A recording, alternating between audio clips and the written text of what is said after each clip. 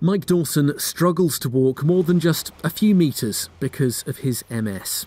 But here at Sea Palling in the morning sunshine, he's stepping up his training to swim the Channel next month. Despite all the challenges his condition's thrown at him.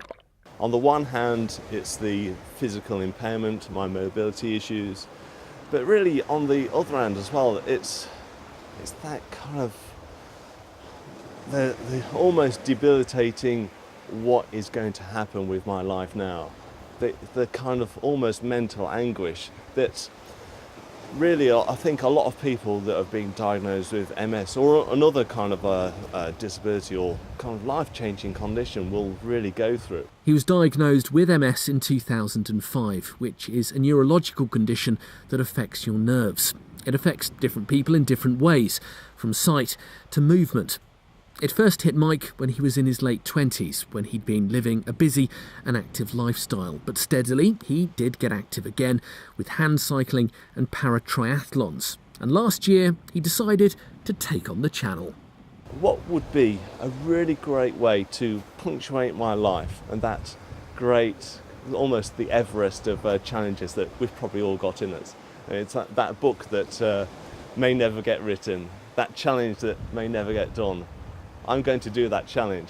He's been out training in all weathers for the 21-mile swim from Dover to Calais. It takes people on average 14 hours, and you do have to pass through tough criteria to get clearance to do it. But Mike's hoping to make some history, to be the first with MS to make the crossing. On an August day like today, it's not too bad, the water's not too cold, but in the winter, it's a very different story. There's a few rules of channel swimming, so you can only wear a cap, goggles and some Speedo-style trunks. It's not because we've got a questionable fashion sense, it's because that's the rules.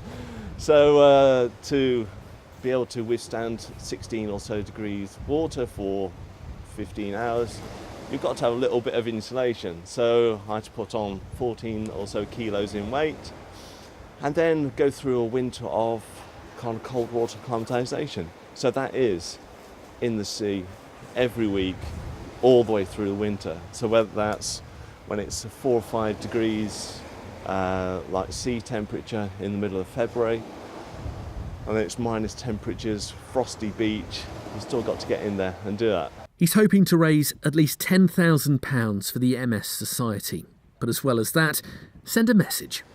For me personally, yeah, it's going to be a great achievement.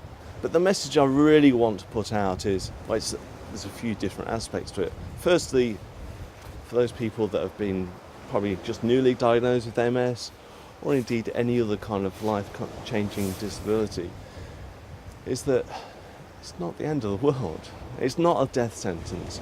You can achieve amazing things. Neil Perry, Mustard TV, Sea Palling.